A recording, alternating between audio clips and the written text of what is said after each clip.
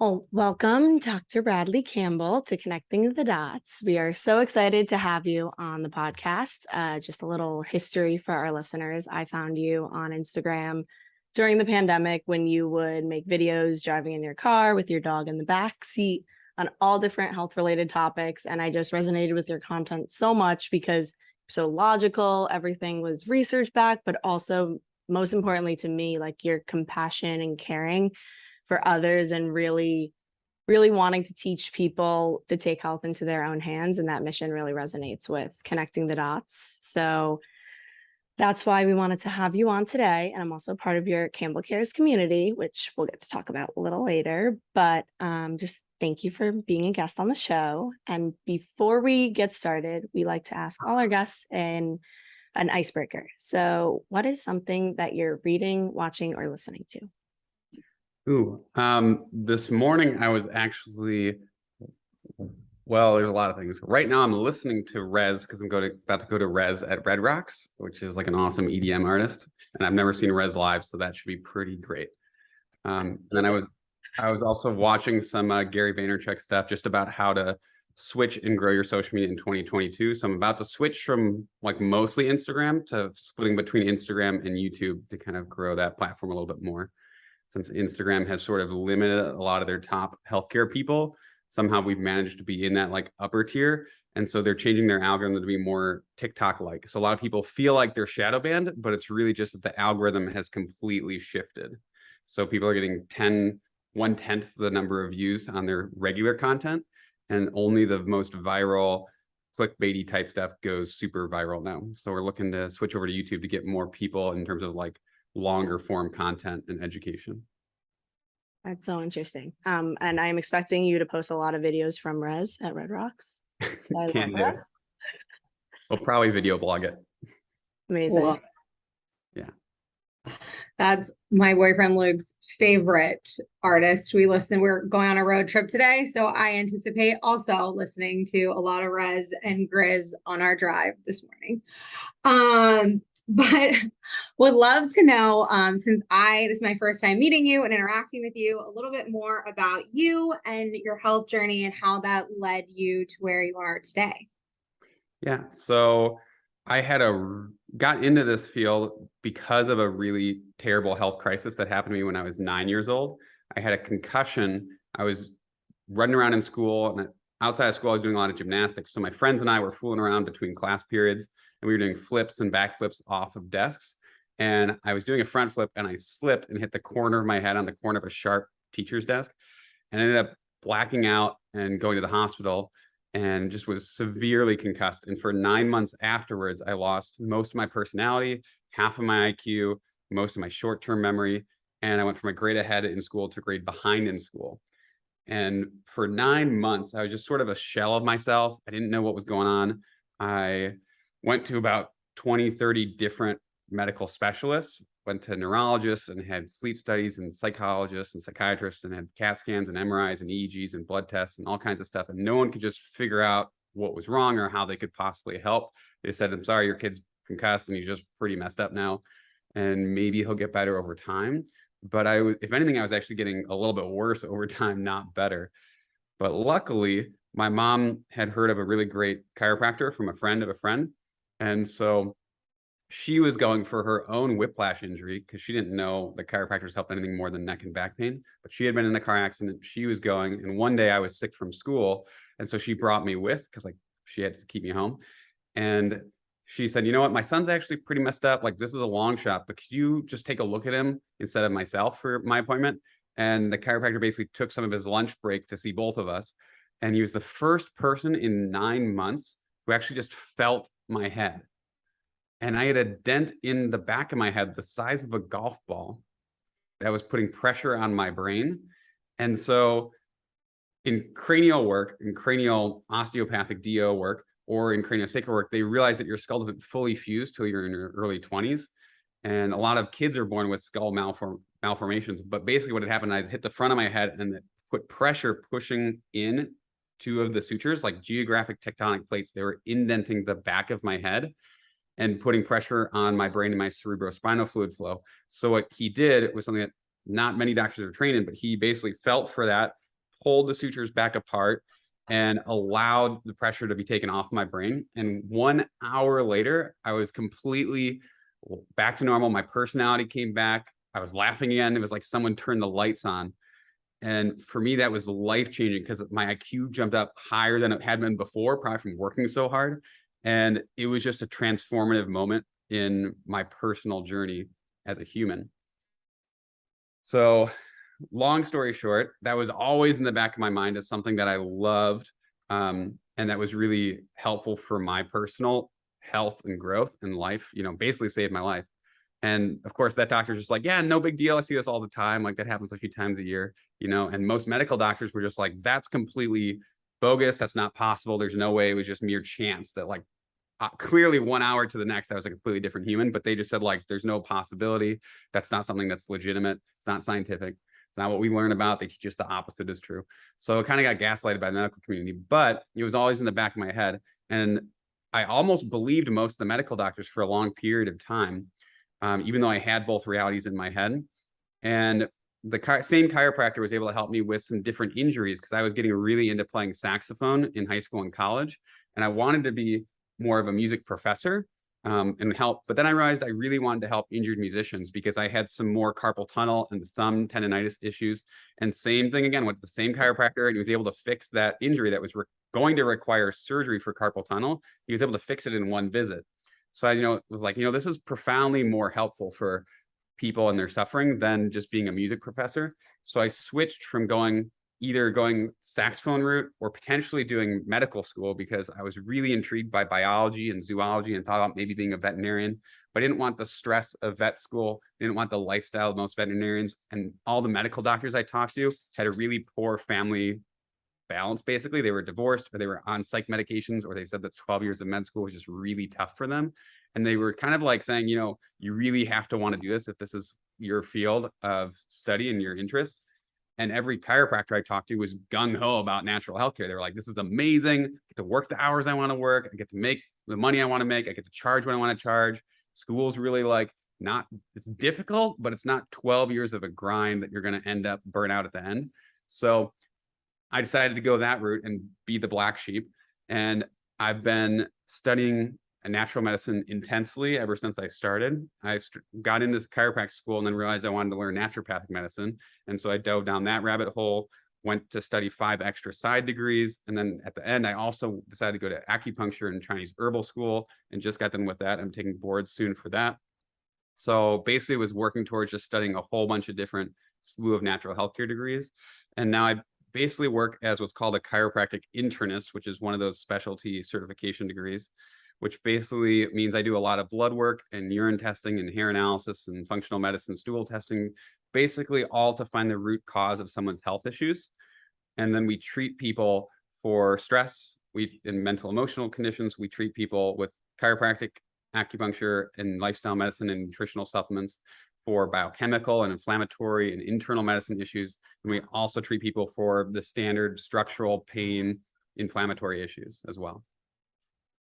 Wow. I love it. Yeah, I feel like you are just like such a wealth of knowledge and like literally everything about every health topic. I feel like so I'm curious, I know on your website you've listed out like some other degrees and certifications you've had. Can you talk about what some of those are? Yeah, the main ones, there's like 5 primary ones besides chiropractic and naturopathic school and acupuncture school. And that's basically internal medicine as a chiropractic internist.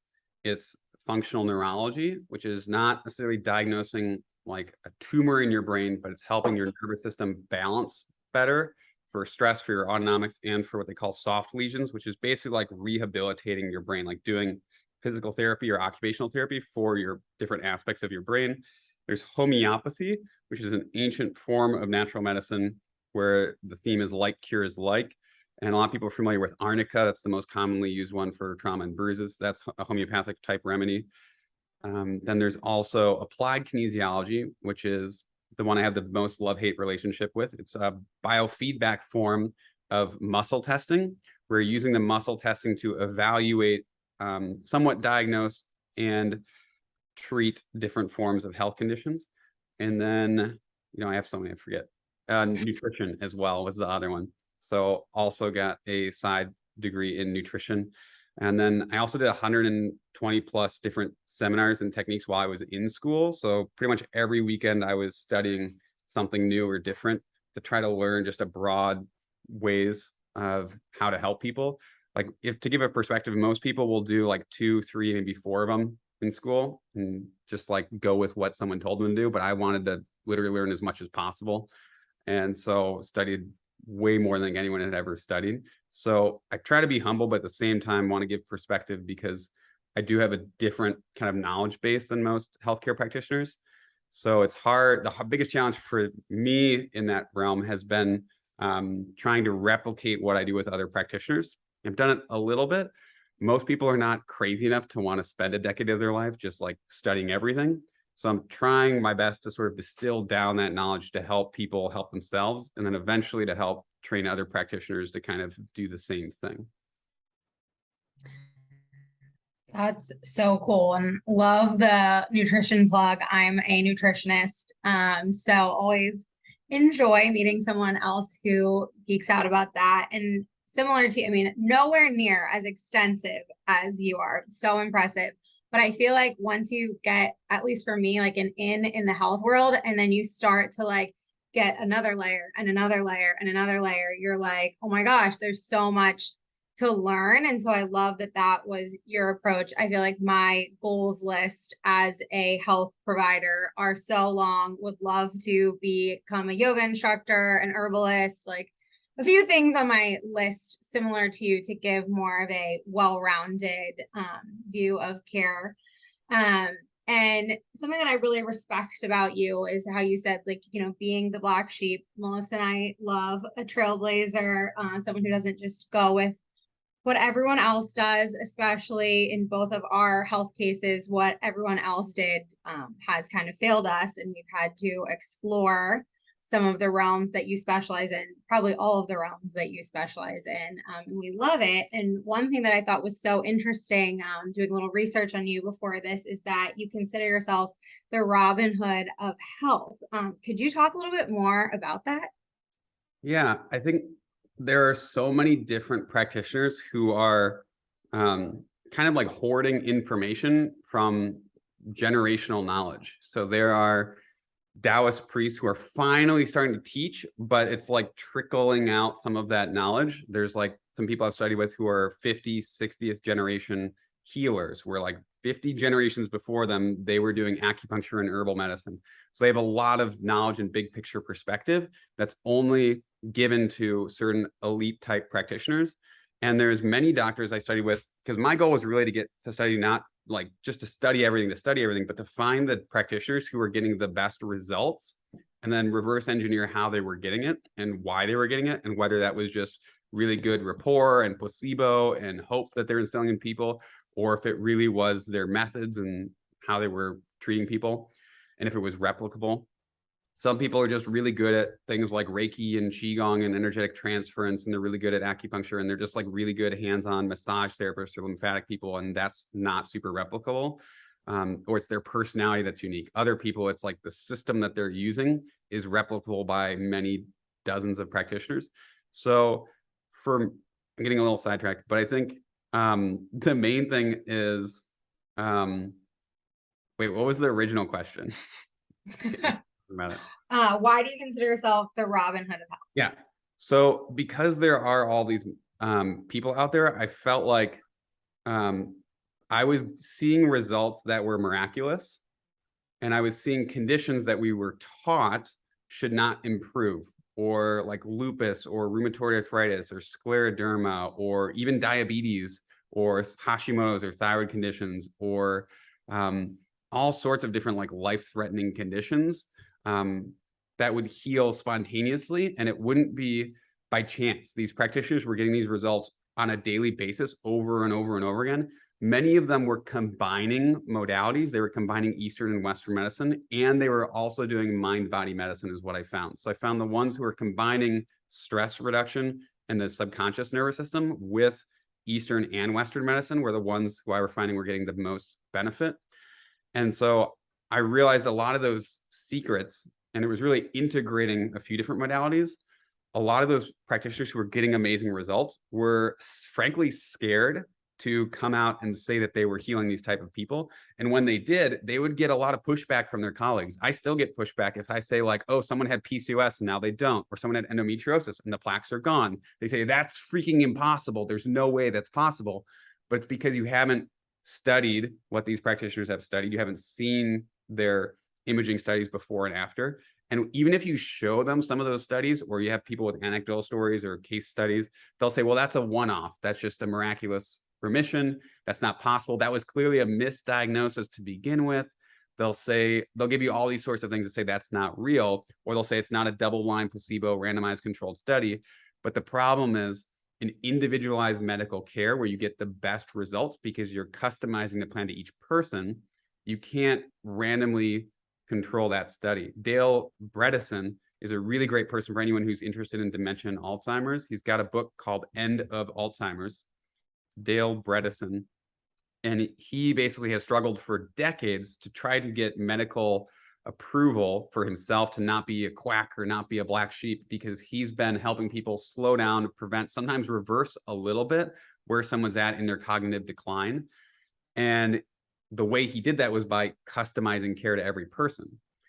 And so it was very hard for him to create a protocol. And he did finally create a pseudo protocol, which is basically running like $3,000, $5,000, $10,000 of lab tests and saying, based on that, here's the algorithm to say, if you have heavy metal issues, do this. If you have viral or other infections in the brain, do this. If you have thyroid or testosterone deficiency, do this. So it would say like, here's the 5 root causes.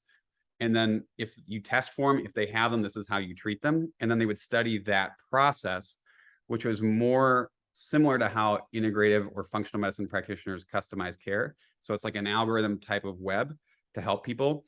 And so there were all these practitioners like Dale Bredesen who were getting these seemingly miraculous healing results on a regular basis and trying to tell the world about it, but getting gaslighted or shamed or censored or not being believed.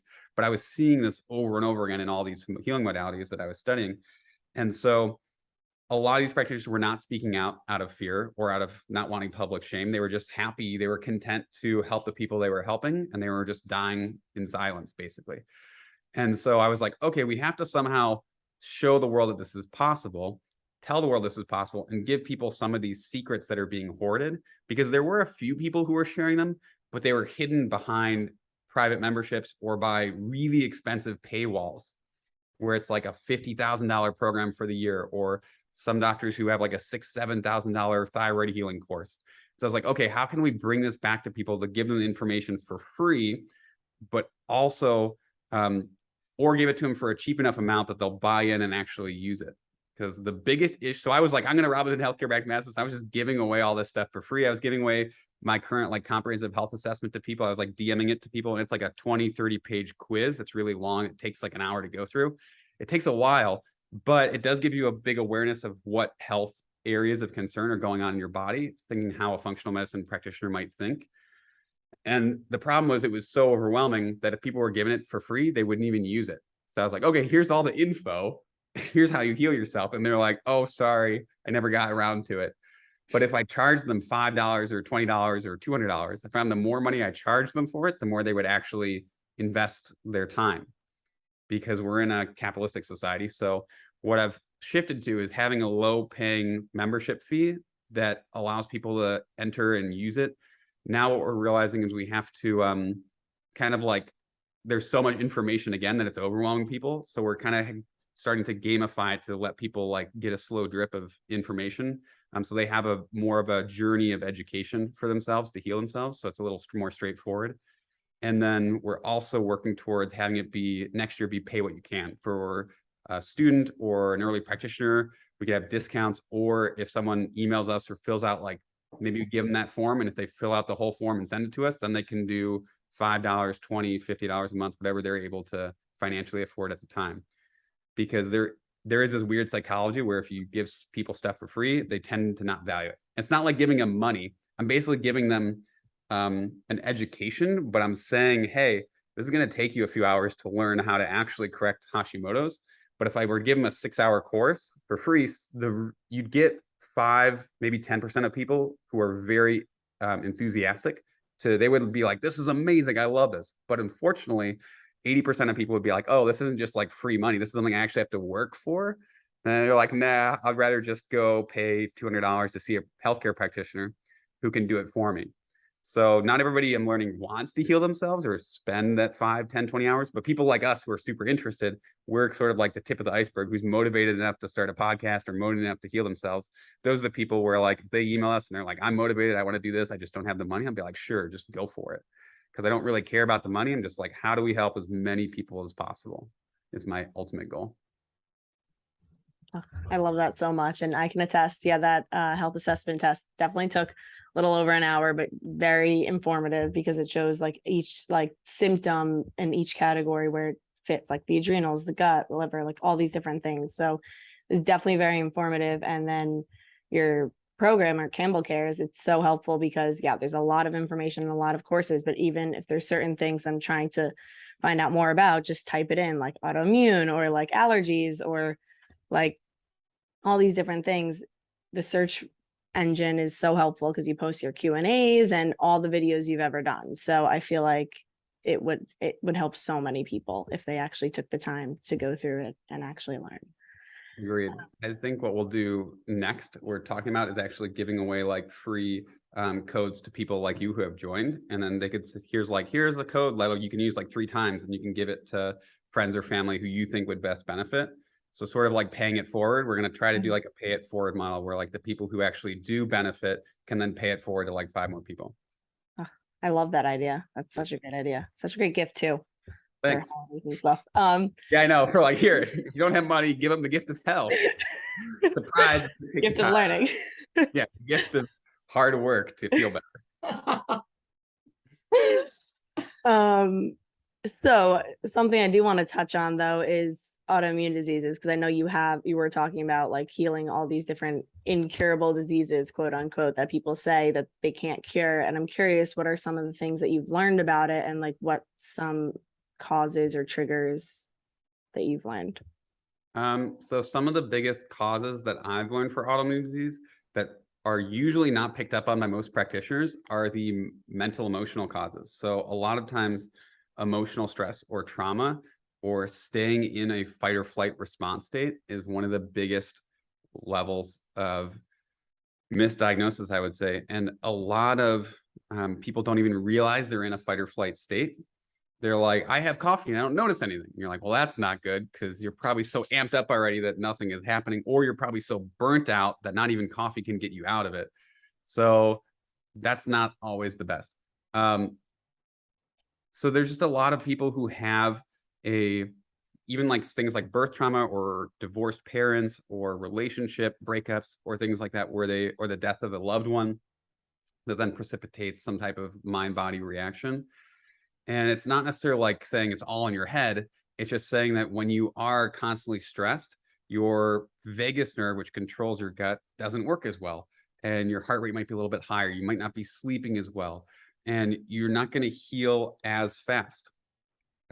Sometimes those traumatic events or those stressful events are the direct cause, and sometimes they're more of an indirect cause. So the direct cause would be like, I had a patient with Hashimoto's come in, and Hashimoto's is an autoimmune disease of your thyroid on your throat. And a lot of people for thousands of years have talked about how thyroid and throat issues go with not feeling heard or not speaking your truth, being misunderstood. And you might have like a feeling of, well, those factors, but you also might have like a tickle in your throat or a knot in your throat or a pit in your throat. And once you do learn to express yourself, or once people kind of help people sing their song or their life story, then sometimes those things will clear up. And so what's been really interesting is multiple patients who have basically had that type of issue in their lives, whether it's in a relationship or with family or their job. And once they're actually speaking their truth or finding their purpose and voicing it, that condition goes away. The best case study I have of that is a person who came in whose children were injured by some injectables on the CDC childhood injection schedule.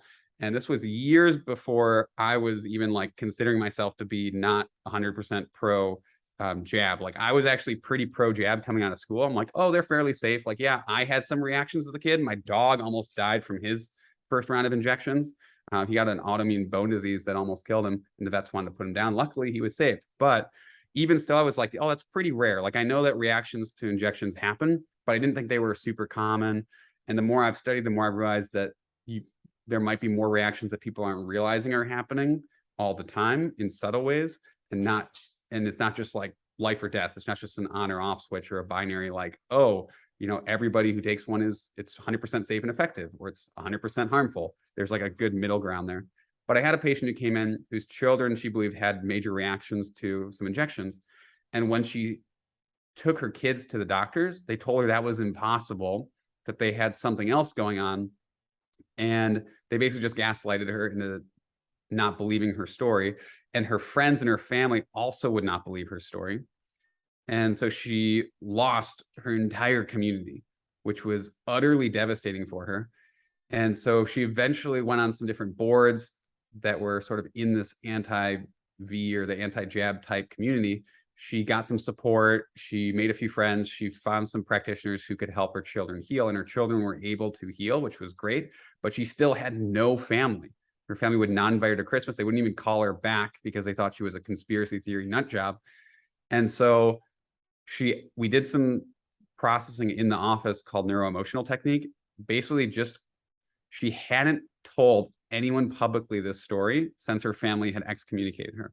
So she literally just in the office told me her story for the first time to anyone ever out. Like, she didn't have a husband. She was a single mom. So she told her story. She broke down crying. She had like this huge release, and her Hashimoto's condition was gone symptomatically the next day. Wow. And then within 3 months, her antibodies were completely gone, which is as fast as they can possibly go away. So that story was like, I was like, wow, okay, stress really does cause illness. And sometimes it is the primary direct cause. There are other times where stress slows down your healing journey, where it affects your vagus nerve, that impacts your gut, so your gut can't digest as well. You're getting diarrhea, constipation, or IBS. But for her and many patients, like that was the cause. We now know that 80% of the reason why people go to the doctor's office is because of stress. It's a stress-induced illness.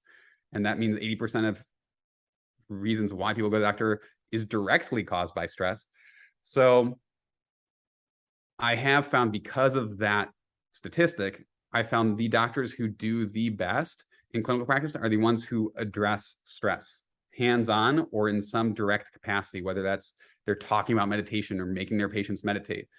Even if they're like the best chiropractor, the best acupuncturist or nutritionist, it's like if they force their patients to exercise, sleep, meditate in some capacity better than they are currently doing, if they force them to level up just a little bit, those are the practitioners I find who always get the most success. And it doesn't matter if they charge $5 or $50,000 for their year program. It's like they have to demand better stress and stress resilience from their patients. You said so many things that I resonated with during that. I love when people we have on the show give personal, tangible examples. I got chills hearing that story, and I know a few people who are struggling with Hashimoto's. So I'm definitely going to be being like, well, what aren't you saying next time I chat with them? And I love that you brought up NET. I've been getting NET since I was 15 years old. Lucky enough to stumble upon my mom, actually, not me. I was 15 and didn't know what was going on. A practitioner who did muscle testing, and NET has literally helped me get through so many events and overcome grief and so many different things. And so I'm so glad that you utilize that and you mentioned that on the show. And something we had mentioned in our little pre-call is that I read your book, and so did Melissa, on adrenal fatigue. And something that I found so interesting in there was how you broke down how people avoid negative emotions, trauma experiences, or pretend that they didn't happen or suppress them. And I was wondering if you could talk a little bit more about those three avenues of how people just don't address the uncomfortable situations or emotions that they have. Yeah. I mean, if anything, our brains are primarily meant to keep us alive. Like, our bodies are meant to basically keep us alive, well, to feed, to hydrate, and to not get infections. Those are like the primary directives of our physical body, which is why our immune system is so capable and strong, is because that was the #1 killer of humans for a long period of time. It wasn't other predators, it was infections and germs.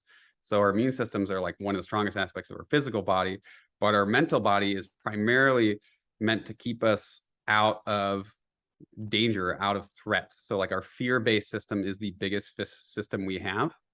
And it also is meant to keep us out of discomfort, because a lot of times the discomfort that we would feel from harsh elements would be what would kill us, like thousands of years ago, if you believe that narrative, or threat of attack. So the nervous system is primarily driven at its deepest core into, is this safe or not? Should I be afraid or should I be loved? Or am I comfortable, safe, secure, like grounded in my root chakra, grounded in my heart? Am I loved? Am I secure? Do I have all my needs met? Or do I need to be scared? Do I need to be afraid? And do I need to avoid more pain and suffering? So our brains are kind of wired in a way to avoid pain, avoid suffering, because we don't want to die on some deep level, and we don't want to lose the sense of love. We want to feel security and comfort. So our brains, when exposed to trauma, to stress, to pain, to suffering, one of the primary ways it deals with it is just by like stuffing it and ignoring it and numbing it and running away from it. So that's the fight, flight, freeze, or fawn response. So you can fight and deal with it so that you can sort of be done with it.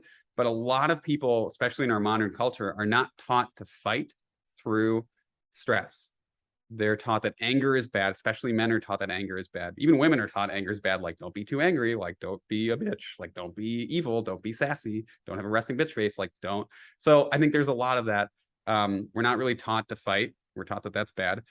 So a lot of people end up doing flight, they ghost, they run away from hard relationships or hard conversations.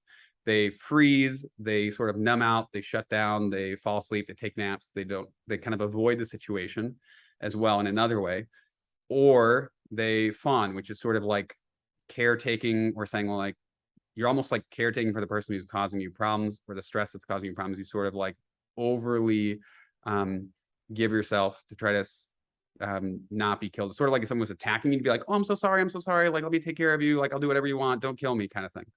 And that happens a lot in abusive type relationships as well.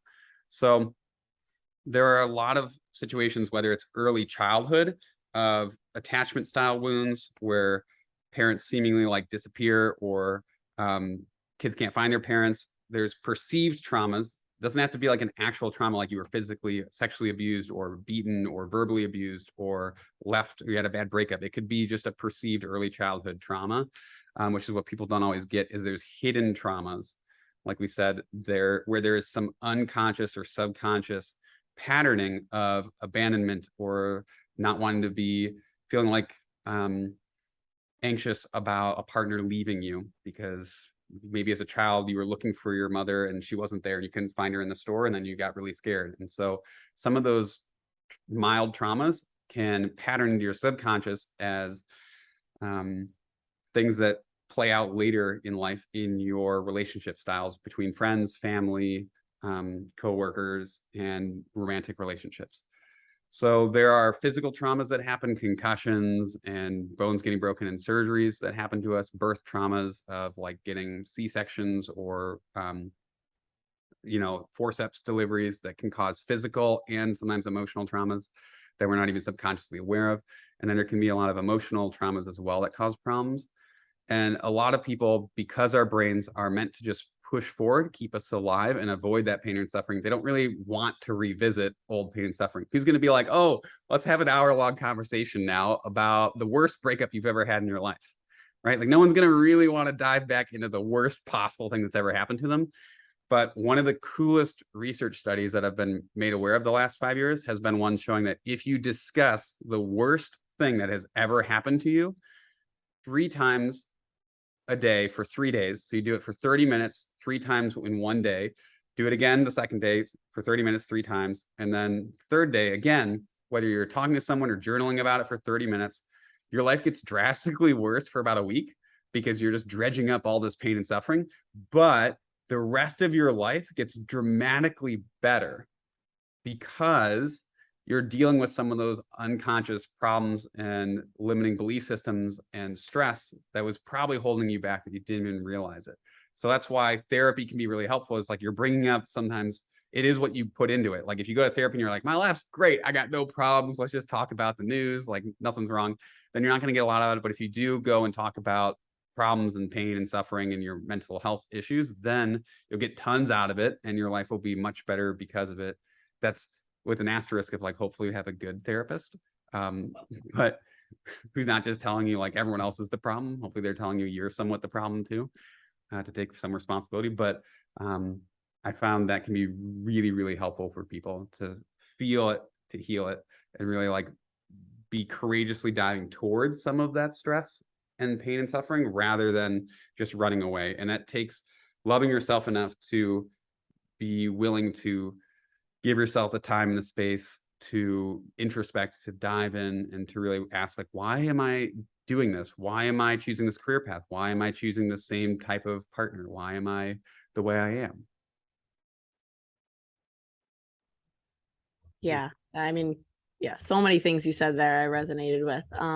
And it's interesting. So I used to teach yoga, and something we would always say are emotions are just feelings in motion. You always have moving through those feelings and will help kind of get those stuck things out of you. And something else that you said was the perceived stress. And I've been kind of listening to a lot of podcasts that talk about regular stress versus perceived stress. So you might not be quote unquote as stressed or dealing with as much as you used to, but your perception of it, you are feeling it a lot harder. And that's honestly something I've been struggling with and trying to work through. But I've been learning more and more how much stress does impact me, because I have a lot of allergies and all these other things. And the moment I get stressed, everything gets triggered. But you did mention NET, and I'm curious, just for listeners who don't know what it is, if you could talk a little bit about what that is and how that specifically helps with these types of conditions. So it helps your subconscious to process stress, which sounds like, oh, cool. Like, but that's literally the ultimate way to heal almost anything, is to help your subconscious process stress. Therapy is really conscious processing of stress. You're talking about it, it's in your conscious brain, your thoughts, but your feelings and emotions are slightly different.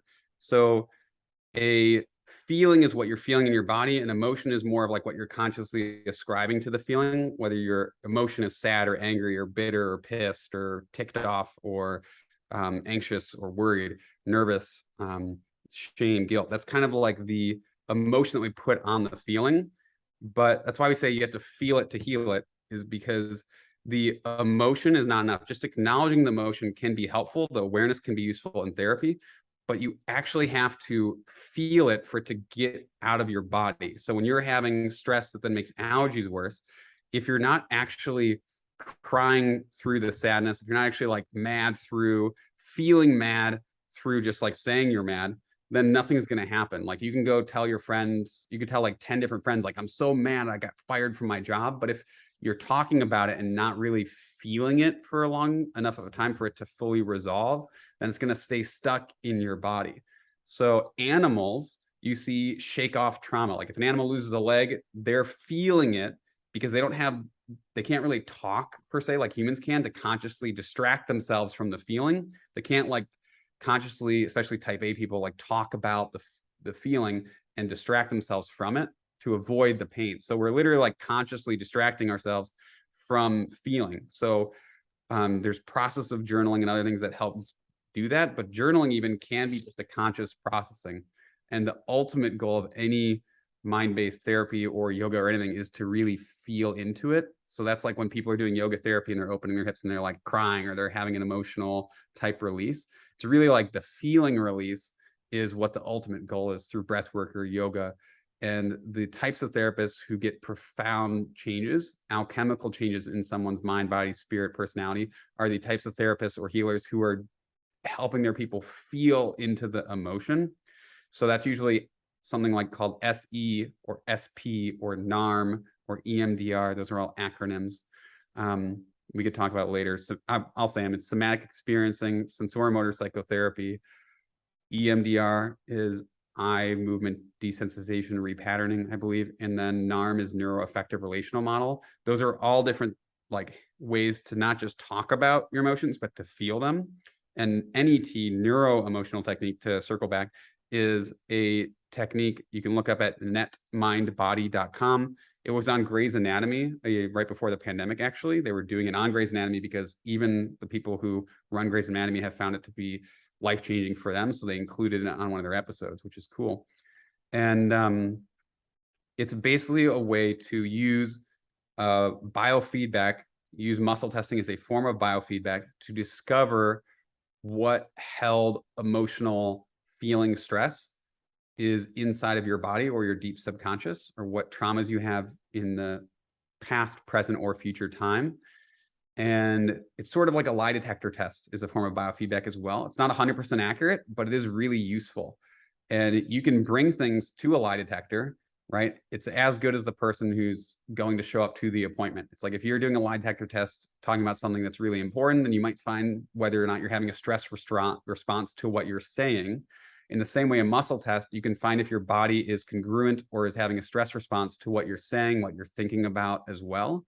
But if you just go and say like, oh, I want to do NET, or you want to go to therapy and you're saying like, I'm just going to do NET, talking about whether I like apples or pears, or this spicy food makes me thinking about this really hot, spicy hot sauce makes me stressed out, then they're not going to get anything out of it. But if you go and you're like, I want to find out if I'm still stressed out about this old breakup, or about my dad or my parents' divorce, or whatever might be going on, then you can start to process through some of those things a lot in a deeper way. So if you come ready to do the work can be done a lot easier. But neuroemotional technique is just one method of finding out if, it's really my favorite, but it's a method of finding out if your subconscious is still stressed out by present or past circumstances, and then allows you the space to feel it and then breathe through some of that feeling to allow it to resolve.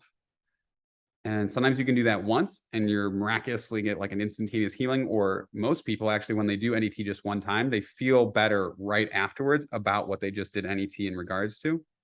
Sometimes it takes 2 or 3 times. Like if you have a major, death of your parent, you're probably going to cry about it more than once. Most people realize that. So same thing with NET. It's like you might have to feel it more than once to really fully process it. But doing so is extremely helpful in terms of helping your body relax about that circumstance.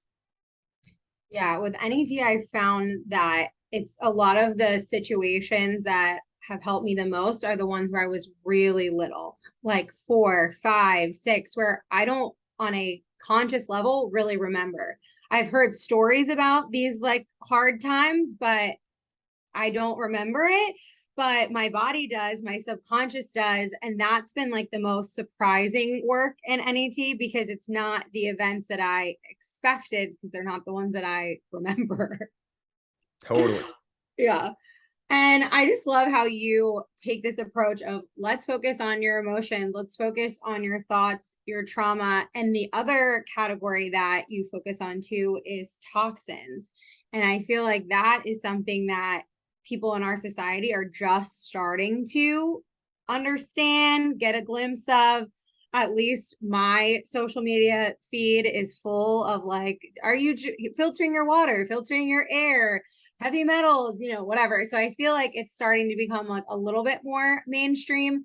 But could you just give a general overview of why thoughts, trauma, and toxins are kind of your big 3 that you focus on?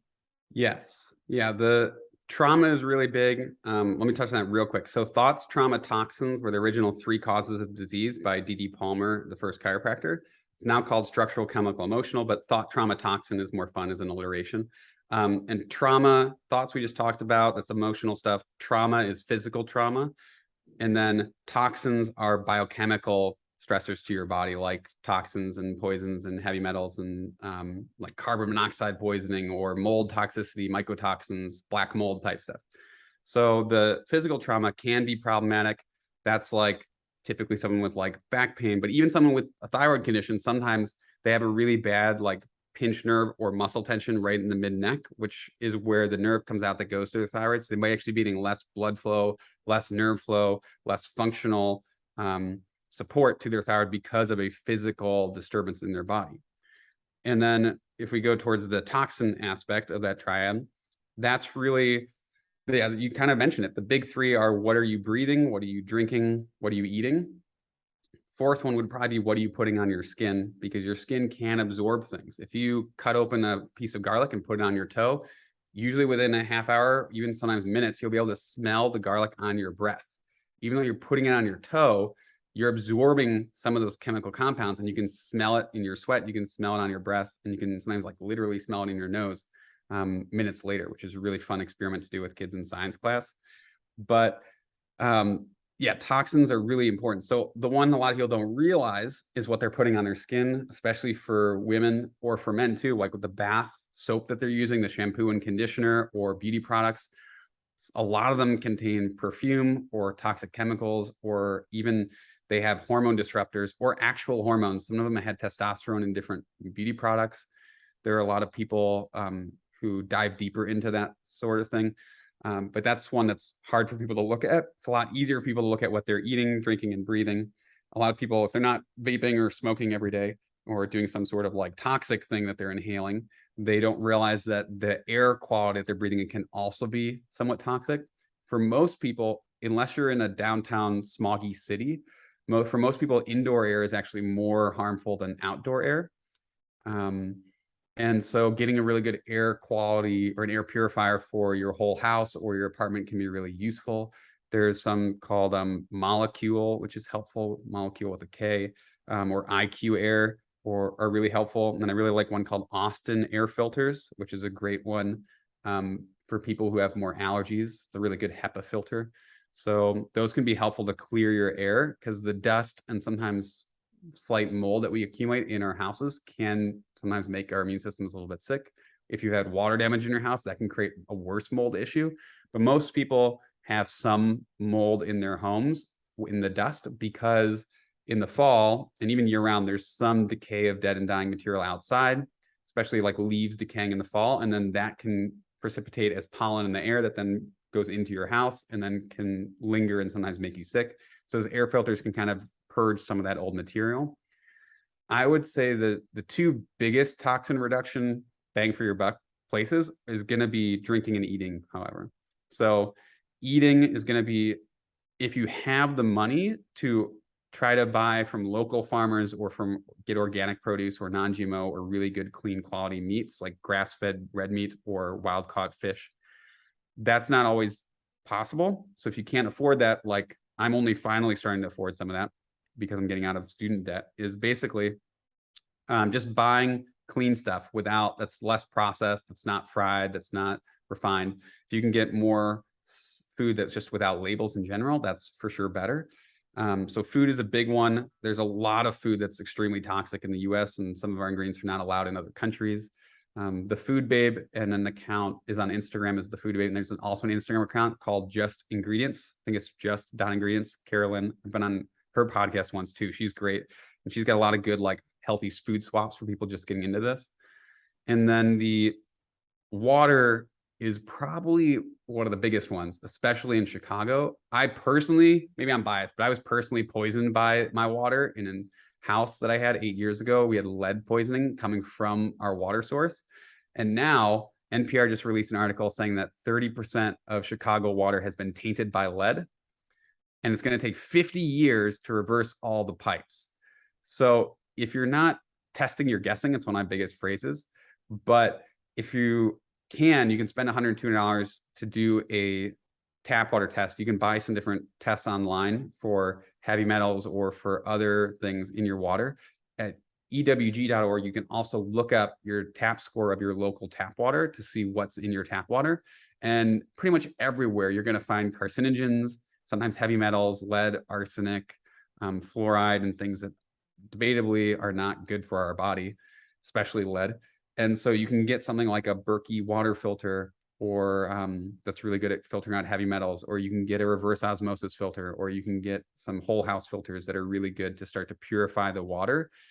And it's good to make sure that those companies have testing to show what they're actually filtering out and to what degree. Most of them will get rid of a good amount of stuff, but some of them don't get rid of 100%. It's pretty impossible to get rid of 100% of impurities in water. But if you're focusing on drinking really clean water, that's extremely helpful. And bottled water is okay, but ideally we'd be getting glass bottled water because the plastics can also, especially for women, disrupt some hormones.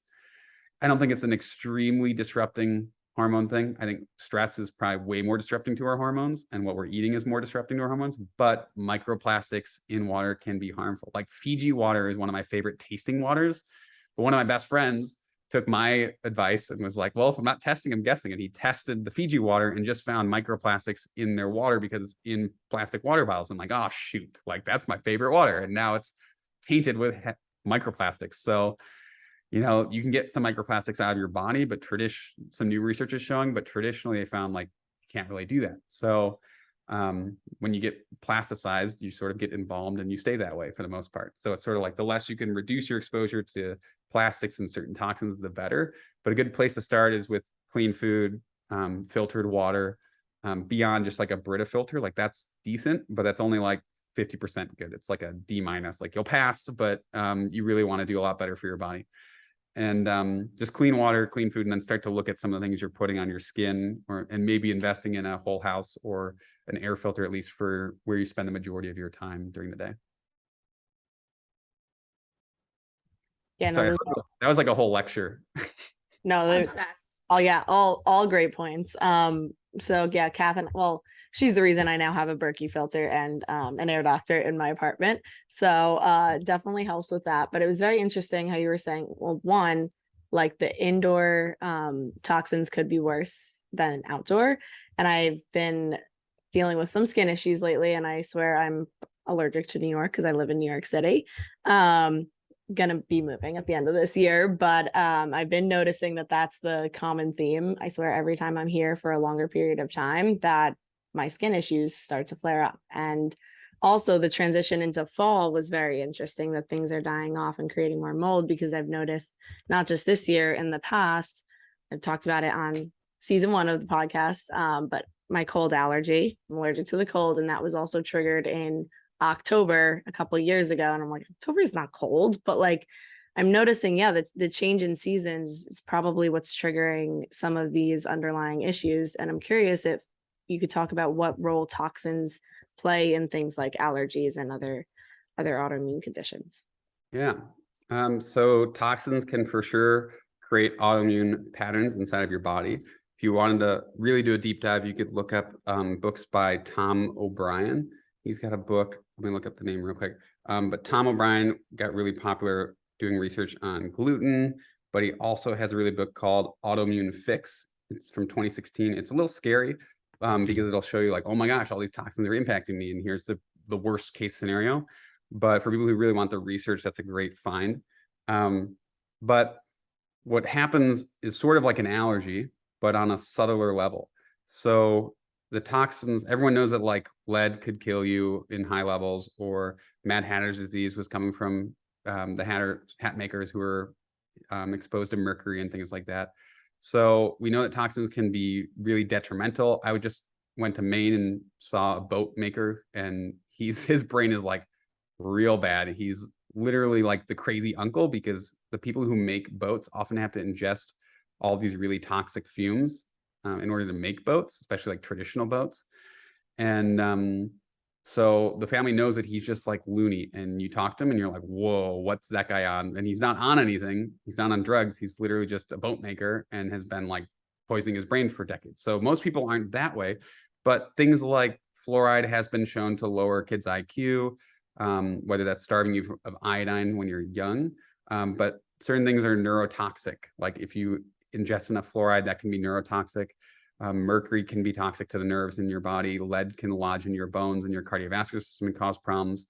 So all different toxins affect different areas of our body. Mycotoxins or mold toxins tend to lower the immune system, especially from black mold. That can lower your immune system quite a lot and cause major immune deficiencies. It can also, in smaller amounts, still be problematic for your immune system or cause lung issues or autoimmune issues as well. And different other infections can release toxins that also impact you, whether that's an old infection like an Epstein-Barr virus, whether that's a bacterial infection inside of your gut called SIBO, or small intestine bacterial overgrowth. that can be causing an autoimmune reaction.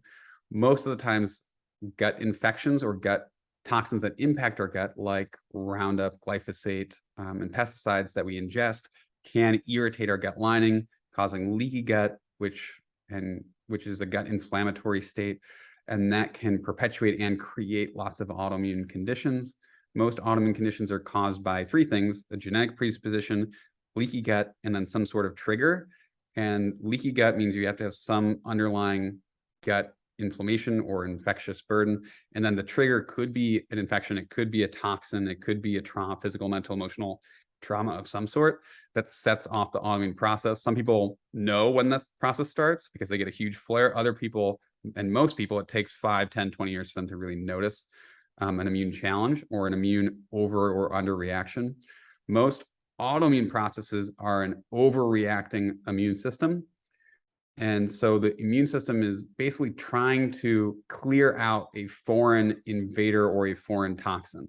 So it's having almost like a subtle allergy or a sensitivity to a toxin or a germ that should not be inside of your body. So most people know an allergy is when your body overreacts to an external something that is not self.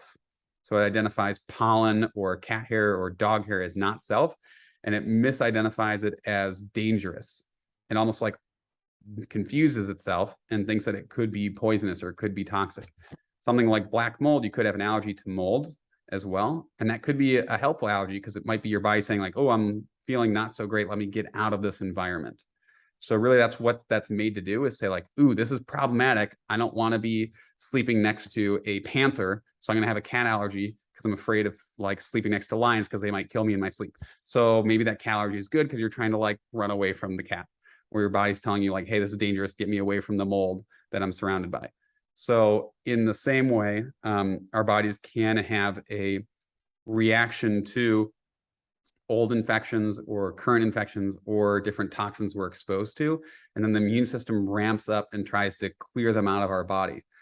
And so sometimes the autoimmune response is really healthy. It's like when you get a bruise and it gets red and swollen, like you physically hit on the arm and you get a bruise, that's an autoimmune response where your immune system is going to fight itself. Auto means self. So your immune system is reacting to itself to clear up that bruise, heal that wound on your body, in your body, auto self. So it's like an autoimmune response where you're clearing up that local small response. But if you put toxins on your skin, let's say you get like an allergic type response or an allergy or some type of sensitivity, an atopic dermatitis to a shampoo you're using or a new lotion, your body could have an eczema or a type of reaction to that skin topical toxin or something it's perceiving as a toxin or an allergy. And so your body breaks out to try to push it out.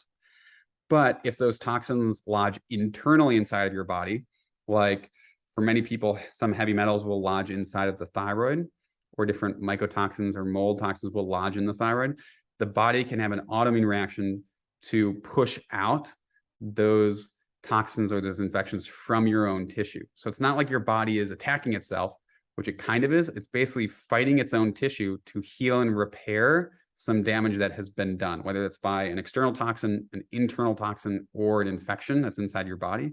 It's basically trying to heal and repair itself and heal and repair tissue that's not functioning as it should be, or that's holding on to some of those problematic toxins or infections inside of ourselves. Wow. I just love how there are so many reasons that something could be happening, and it doesn't always have to be like there's something wrong with me. Like it could be there's something right with you. It's just kind of annoying. And I cannot believe that it's already been an hour with you. Like my notebook is full. I feel like our listeners just have so many books to read, shows to watch, things to buy if they can afford it. Like it's just amazing. You've given so much knowledge to Melissa and I and our listeners. But unfortunately we have to move to our rapid fire questions. And I know we're really excited to hear your responses to these. Our first is, what's one piece of advice you'd give someone starting their health journey today? I would say start small. That's my biggest thing, is like pick something that's actually doable, that doesn't seem overwhelming. So whether that's just like eating out one time less a week, cooking one meal a week, going to the gym to do 5 push-ups and leave, whatever it is, just do something very small that's slightly better than where you're at today, rather than like do a full revamp and do like a 30-day detox and then, you know, lose 10 pounds and then gain 15 back.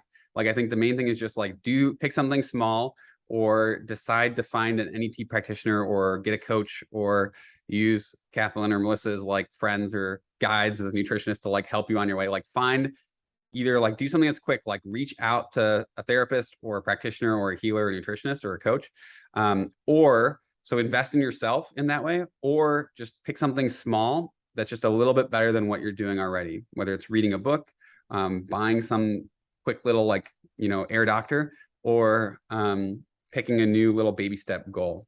I think most people overestimate their New Year's Eve goals and resolutions, and then they don't meet them. So just pick something small and know that it's more of a long, patient process than a quick fix.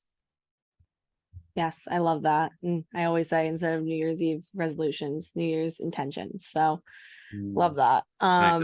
So our next question is, what do you think the future of health looks like? Future of health. I think, well, I know right now the kids are wildly unhealthy. So I think that's our future, is 50% of kids right now have a chronic disease. 1 in 4 kids are on psych medication. And that's going to cause a ripple effect for multiple generations. And I think it's probably going to get worse before it gets better. But I do believe that those kids, our generation and the generation below us, are more aware because of their health challenges. So they're more aware of their physical and mental emotional challenges. And so their awareness is skyrocketed above our parents. Like, they don't know what's going on. They don't know body medicine. A lot of them don't know natural healing. Some of them do, but most don't. And they're becoming aware. They're learning that natural stuff works. Even conventional doctors are starting to prescribe supplements because there's a huge demand to fix the root cause and to get healthy, because most of these conditions are chronic issues that can't be solved with a quick fix, surgery, or pill, which is unfortunate, but also great, because then allows us to really get to the root cause of the problem, which is often multifactorial. So I think the future of health is people are going to get sicker, more sensitive, more aware of what's good or not for their body, because they're going to actually feel what's good and what's bad. And then that's going to lead to a huge educational boost of the general public in order to truly know what it means to be healthy again. Yeah, I think you hit the nail on the head with that. And I'm really excited to see more people invest in themselves, take more control of their health, see doctors and practitioners like you. I'm excited to maybe get a code from Melissa to join Campbell Cares. Do it. Yeah, I just think that there's a lot of hope, but a lot of people have to wake up and see exactly what you said, that chronic illness is not going to be solved with a quick fix, and how kind of some illnesses from 100 years ago were able to be solved with an antibiotic pretty quickly. But please share with our listeners how they can connect with you, where they can find you on social media, and how they could join your community. Yeah, social media, we're on Instagram and most platforms is Dr. Campbell Cares, Dr. Campbell like the soup, Campbell Cares. We're on YouTube as Dr. Campbell Cares, and Instagram there. And I believe on TikTok it's Dr. Bradley Campbell. And then the membership website is campbellcaremembership.com. Go check that out. We'll link all that in the show notes. Sweet. So, thanks. Thank you so much. This conversation has been great, and I'm so excited for all the information that you've given for our listeners and for us as well. So No problem. Thanks, Thank you Melissa. so much. Thanks for having me on, Kat.